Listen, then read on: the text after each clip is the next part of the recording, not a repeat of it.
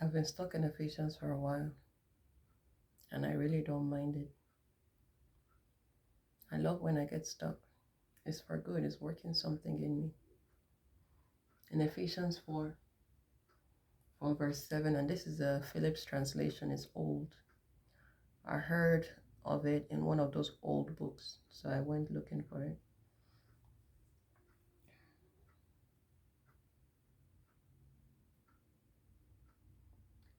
It says God's gifts vary, but it's the same God who gives.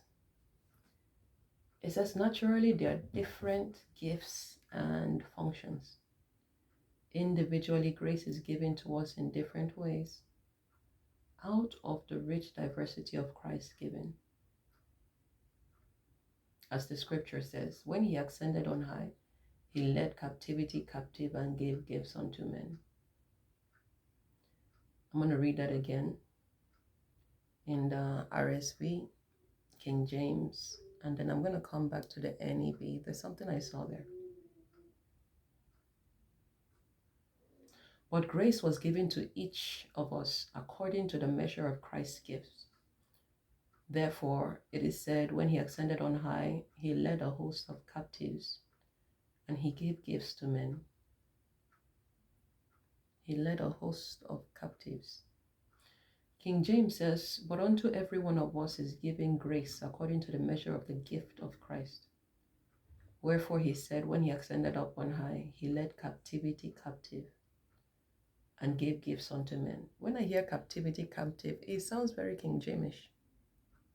You might not understand what they're saying. In New NEV, as you can see, I'm reading 4 translations and one. This is a parallel Bible. It's not just Phillips. It's safe to read the Bible that way. Several translations so that you can see when one just went all the way to a different zip code. But each of us has been given his gift, his due portion of Christ's bounty. That made me pause. I've never heard it that way. All I've heard is gifts. Grace is given to us. But each of us has been given his gift, his due portion of Christ's bounty. So you and I have been given our gift, our due portion of Christ's bounty. That sounds entitled, doesn't it? Our due portion, so it was ours. So Christ went down to go get us our due portion of his spoils of war. It reminded me of Colossians, the spoiling. And then he gave it to us. I would never die or suffer so that I can go and get somebody else's portion of my bounty. I'm just grateful to God. I mean, what kind of love is this? But each of us has been given his gift, his due portion of Christ's bounty.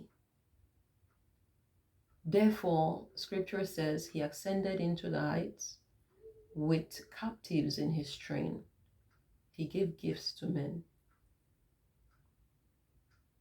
With captives in his train. He took people with him. He took souls with him.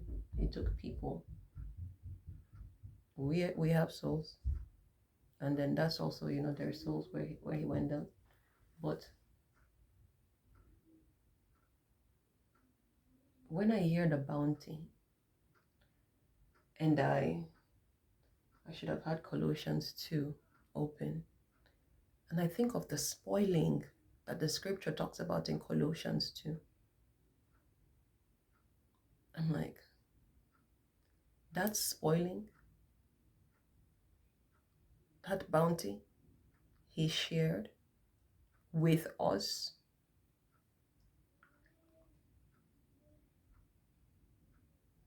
that gives me a different perspective when I'm praying with Colossians.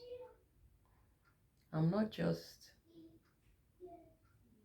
this is me thinking out loud, I'm not just praying, oh, the handwriting that is against us, having spoiled principalities and powers. But at the back of my mind, in my understanding, I'm like, not just that he spoiled them, he gave me my share of that spoiling. Like, my hand is in that spoiling. Like, I have a part of that. That's a different perspective. That's a very different perspective.